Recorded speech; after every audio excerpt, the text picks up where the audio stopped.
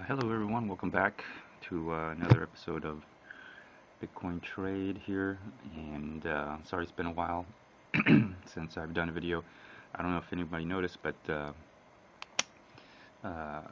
for some reason Bitstamp, Bitsy, and Bitfin, the charts were not showing up, although the prices were, but there was no market depth whatsoever, uh, so don't know the reason why. Anyways, I got it fixed, and now it's showing up. And during that time, the only one that showed up was the Chinese exchange right here, or basically all Chinese exchanges. So I don't know what the problem was, if there was a connection problem, network error, but anyways, it's back now. And so just want to mention that.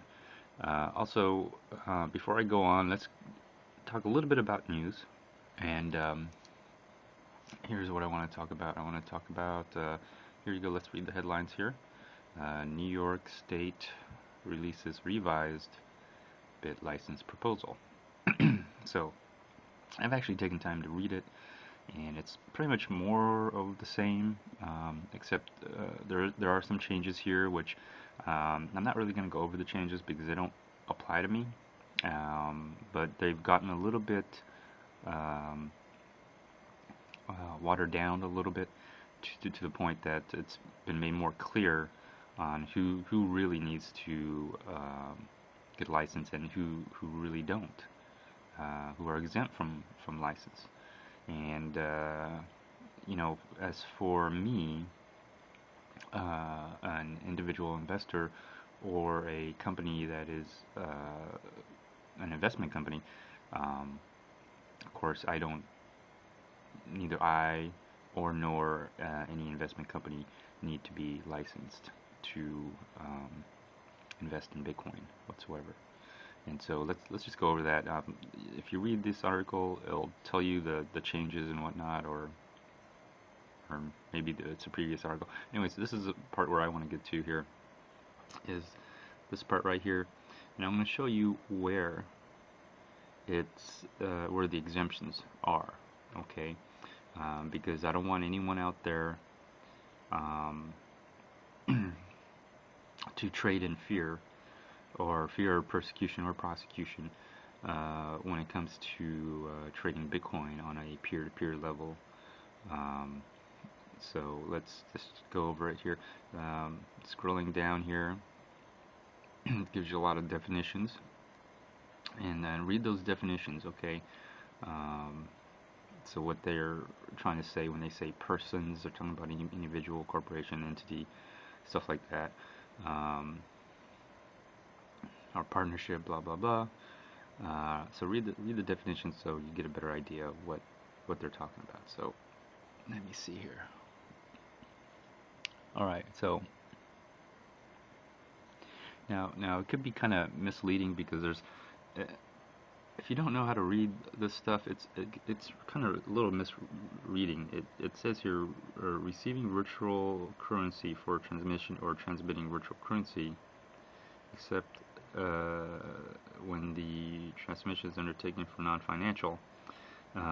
They give you a definition of virtual. I'm sorry, this right here. Virtual currency business activity means the conduct of any one of the following types of activities involving New York or a New York resident. So there's some things in there that make it sound like if you buy and sell any type of virtual currency like Bitcoin or any altcoins, that you are a virtual currency business, that you're conducting a virtual currency business activity. But you got to read into this. You got to keep reading. And so here's some. Let me see, for non-financial purpose. So any anything that's non-financial.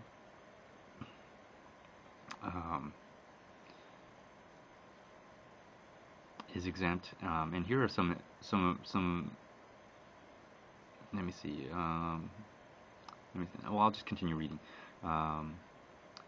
Transactions for undertaken for non-transactional purposes and does not involve the transfer of more than a nominal amount of virtual currency. Okay, so if you're not involved in any non financial purposes, okay, you don't have to. You're not a virtual currency business. Um, but if you do any of these things, okay, let's see here, holding, custody or control of virtual currency on behalf of others. That's one. Buying and selling virtual currency as a customer business. So when you read that, it makes it sound like anybody who could buy and sell bitcoins, because I often hear this term when I trade with people, um, or from other people who trade, that they have clients or they have customers. And I think they may be confusing themselves, or maybe they are. Maybe they are in a virtual currency business activity. But for me, people I trade with are not my clients, and they're definitely not my customers. Um, you know, uh, because I don't know who they are. And even if I did know who they are, I wouldn't really consider them my customers or my clients. All right, there's people that just trade with me.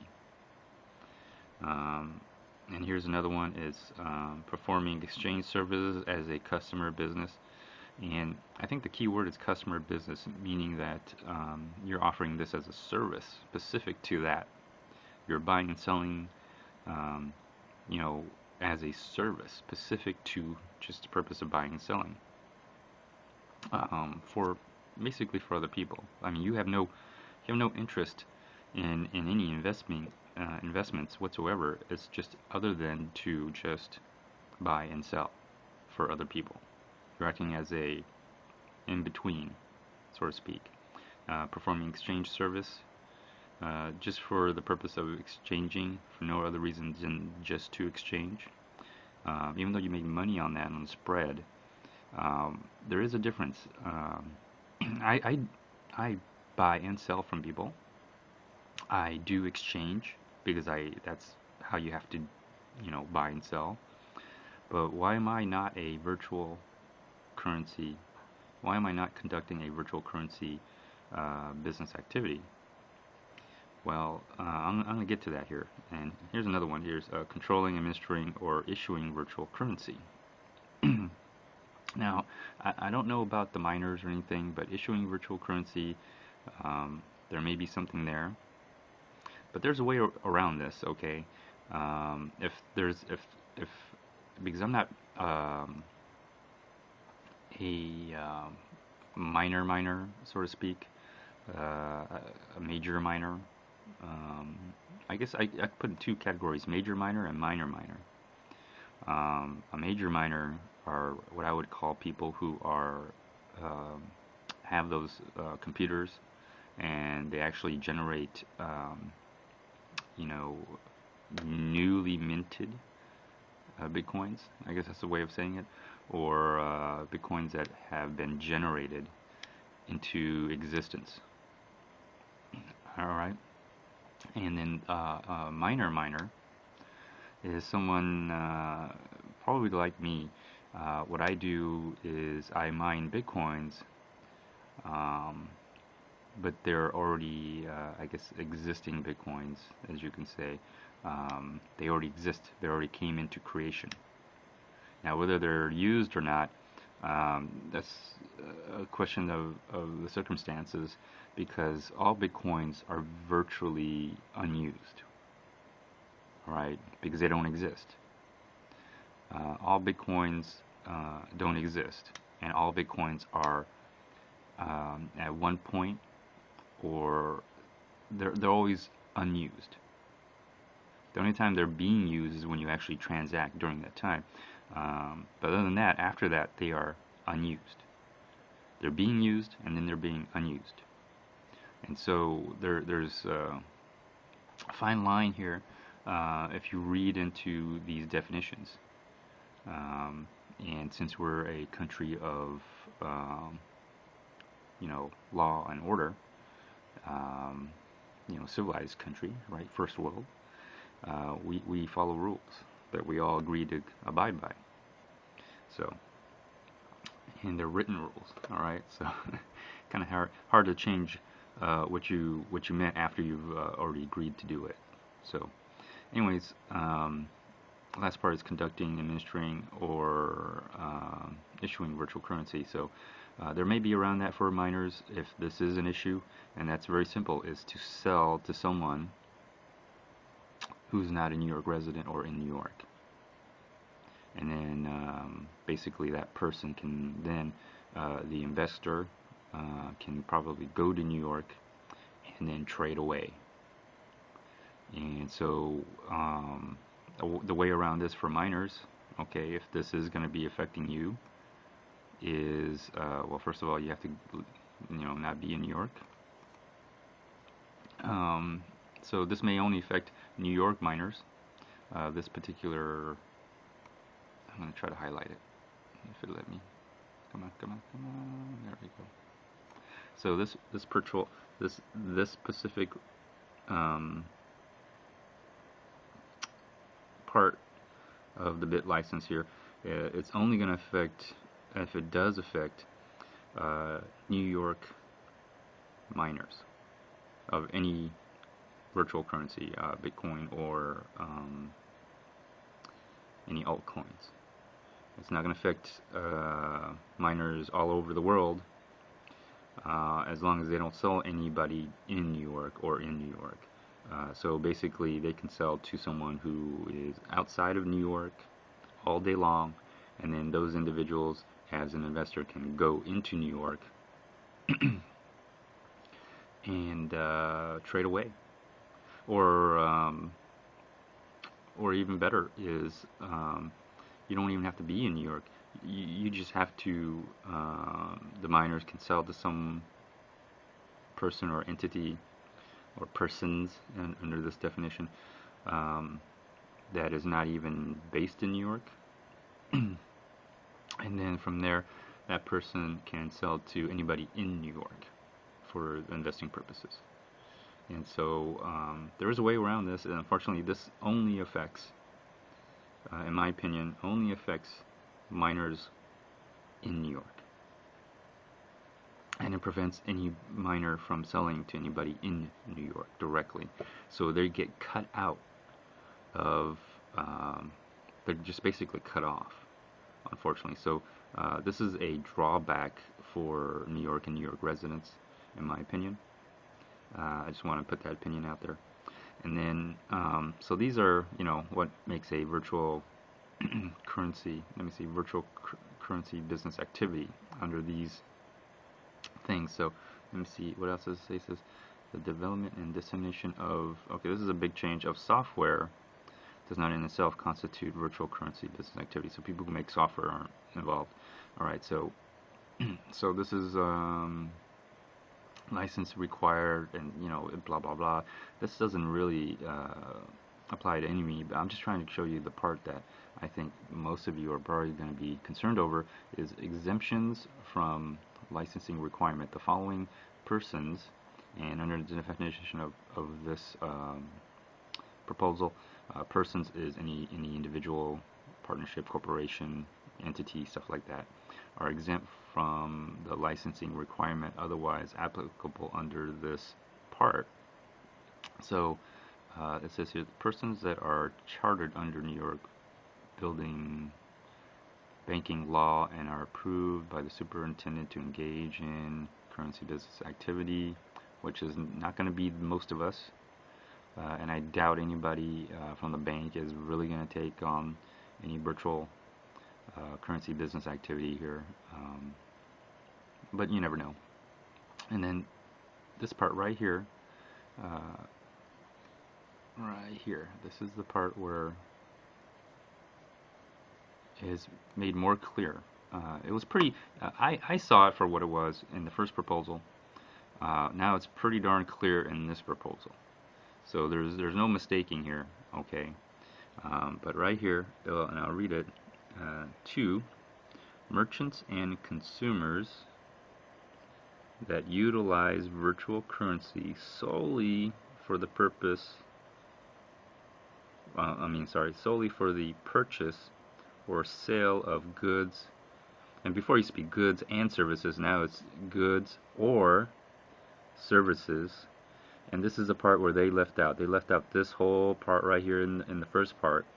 And I've mentioned in my previous episodes that I knew to invest, which basically means to buy and sell Bitcoins, was completely allowed. Matter of fact, I would even say it's your right to do so, absolute. Of course, that was left out, and you had to, dig for yourself if you can do this as an investment. But now they put it in there very clearly, or for investment purposes. So any merchant or consumer, and so that is made very clear. So if you read this part right here, anybody who is a merchant or consumer that utilize virtual currency for the purchase or sale of goods or services, right? Because we're using Bitcoin, we're a user at that point. And so I think the wording last time was users are exempt for the sole purpose of buying and selling goods and services. Now they've kind of changed it to merchants and consumers, and so basically they're just users. And then they also put in here this added caveat here of for and or for investment purposes. So basically anybody who buys a Bitcoin, whether you know it or not, you automatically became an investor. Now, whatever you do with your Bitcoin, is up to you. Whether you make a good investment or a bad investment, it's totally up to you. If you want to buy some toilet paper, I would say you're mostly a user, a consumer, but it can be considered an investment. You buy some toilet paper and you want to wipe your ass with it. Well, that's your investment that you chose to do. Anything can be an investment. I'll be honest with you. You can take a Bitcoin and buy a hat, but here's the difference. If you have a Bitcoin, you bought a hat and try to sell it for $1 million, you probably won't. But if you bought an investment, let's say you bought a Bitcoin and you bought a hat signed by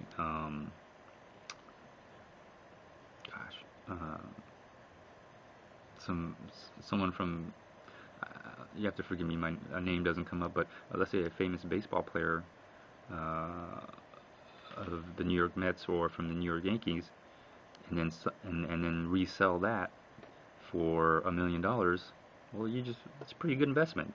That's so an investment can be anything.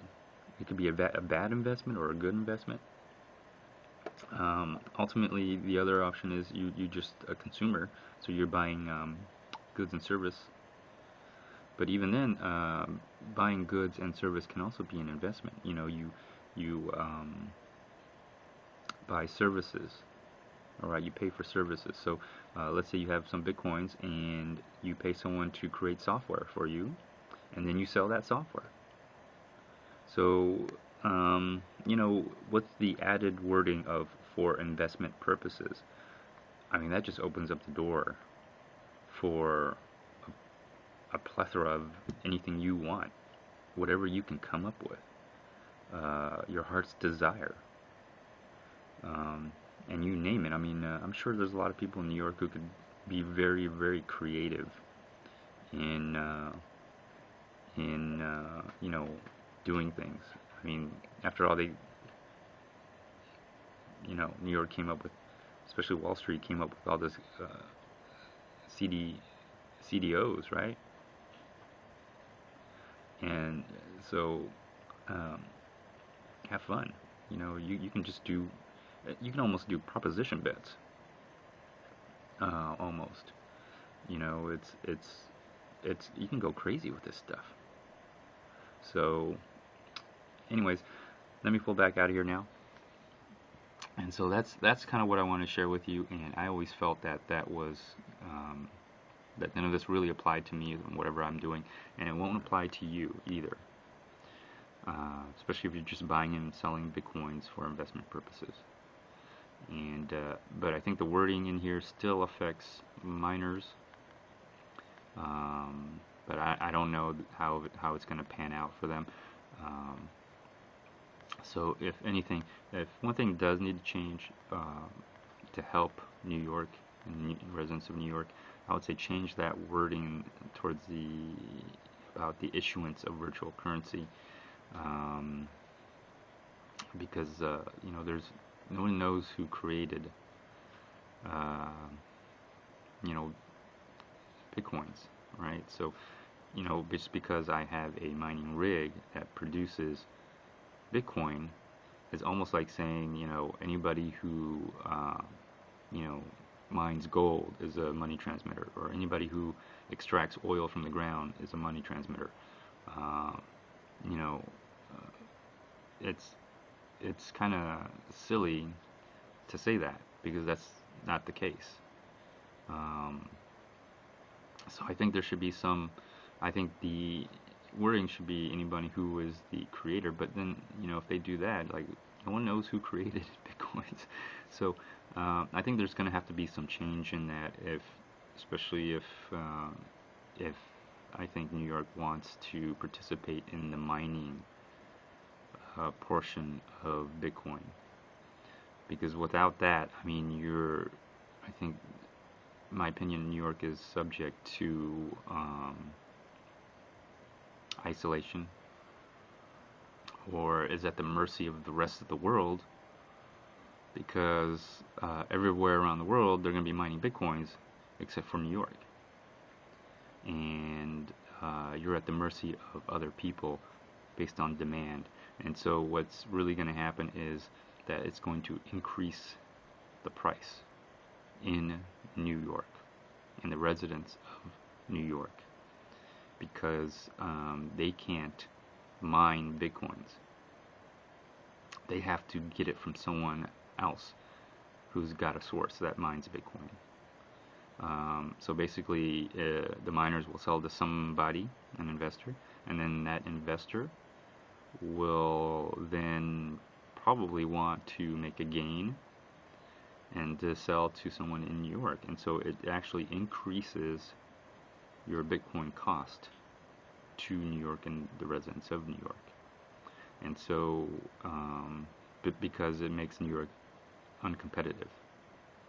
That's just my opinion, but we'll see how it pans out. So let's go back to the charts. Sorry for that. That's 20-minute talk, but I think that was kind of important for everyone to know. So anyways, let's take a look here at Bitfin.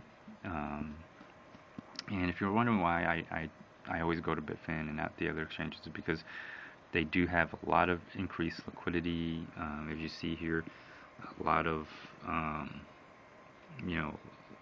market or limit orders, liquidity. So you kind of get an idea of what's going on by the market depth, and they are by far the largest in U.S. dollar exchange. So I just kind of go to them by default. So before that, it was of course Mt. Gox, but Mt. Gox collapsed. If for any reason Bitstamp was on top, I would go to them. If it's Bitsy, I'll go to them, or any other exchange. I would go to that exchange, just because I've mentioned many times that going to an exchange, you want to go to an exchange that has a lot of liquidity, so you can actually make an order, or your limits can actually be hit. If you go to small exchanges, your limit orders may never be hit, or the volatility may be more extreme, because you'll get these large spikes because there's not enough market participants. So when someone makes a market order, it just shoots the price up. And I'll give you an example. Like, let me see if I can give you an example. Let's go to one of these Canadian exchanges, and let's see here.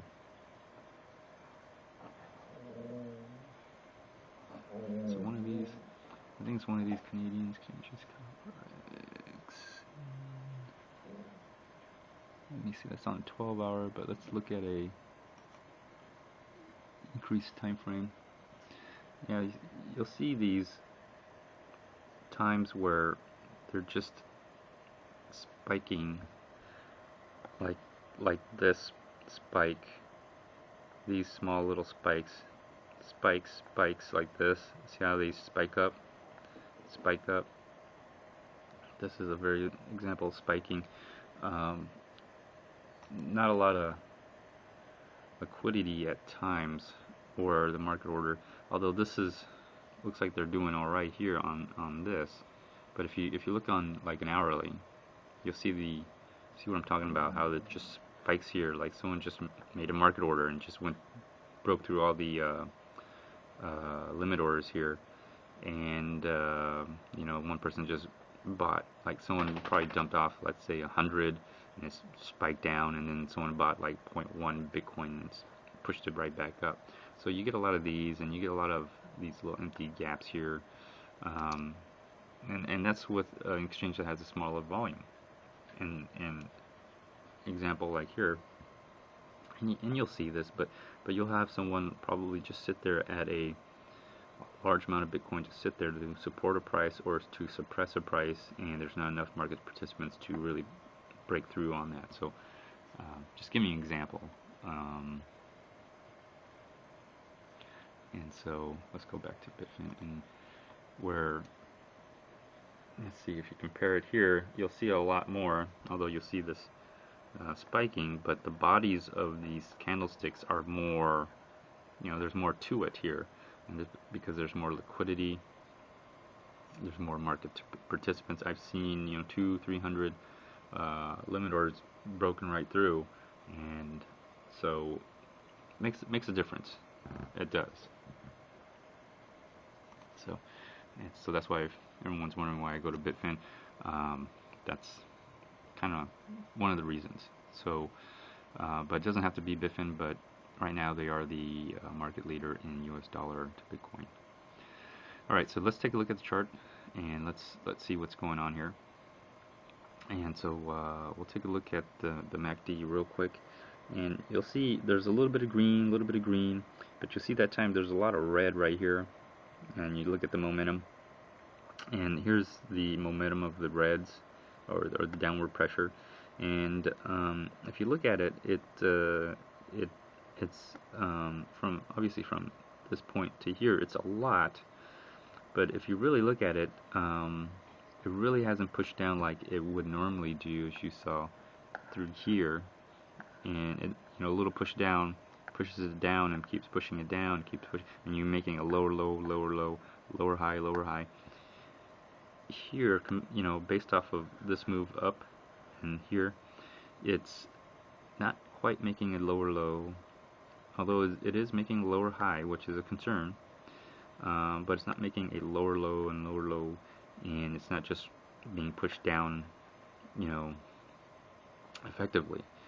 And so, and it's trying to always hit up against, you know, this 250.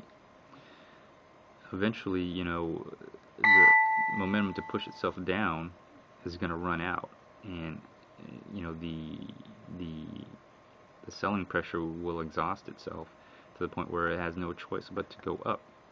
And so, you know, that 250 is going to be a big mark. If it could break through there, I think it's fair game to say you're going to see some upward movement.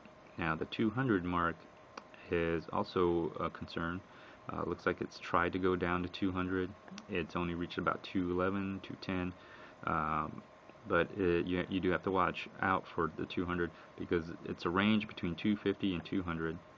And wherever it breaks out or down is where you're going to see the direction of the trend continue. And that's what I believe. So I'm still waiting for something to happen at 250 and also at 200. Anything above 250, you're seeing possible reversal in this overall trend, a starting of it, and then an upward momentum. If it goes back down to 200 and below, it's a continuation. And so, depending on what it does, you have to trade to accommodate the trend. And so, I do a lot of short-term trading. I do a lot of long-term trading. I do, range trading. I do lines, channel trading. Um, I also do trend trading.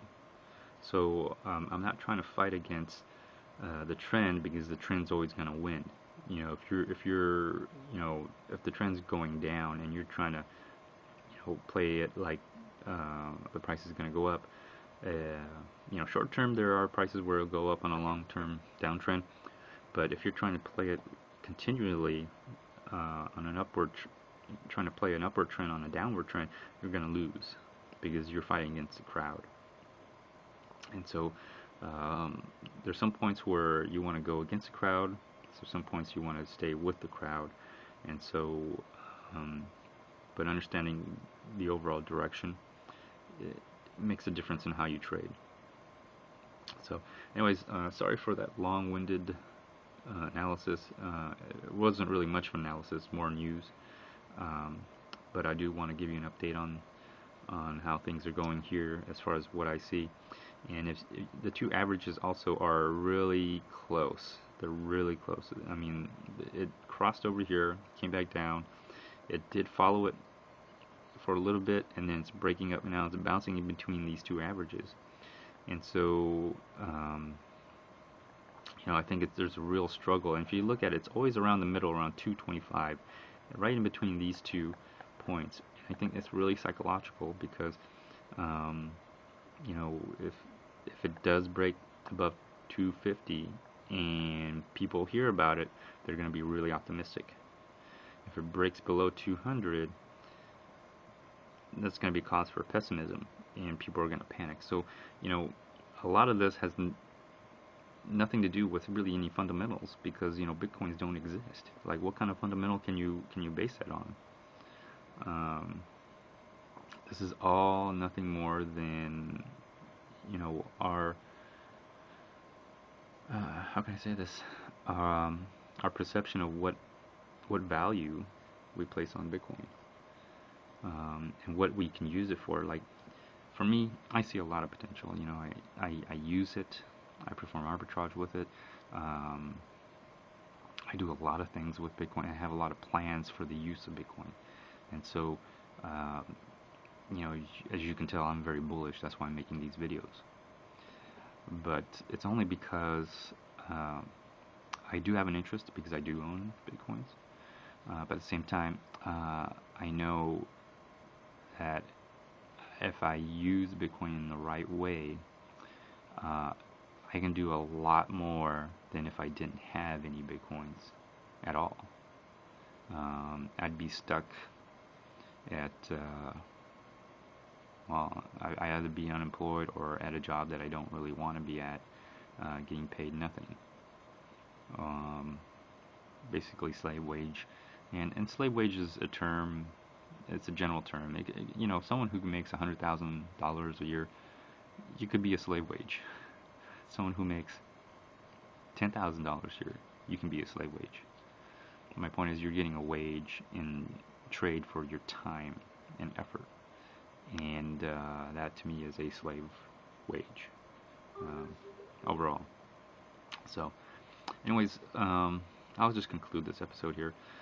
Feel free to comment, like, dislike, even do a video response. Until next time, stay tuned.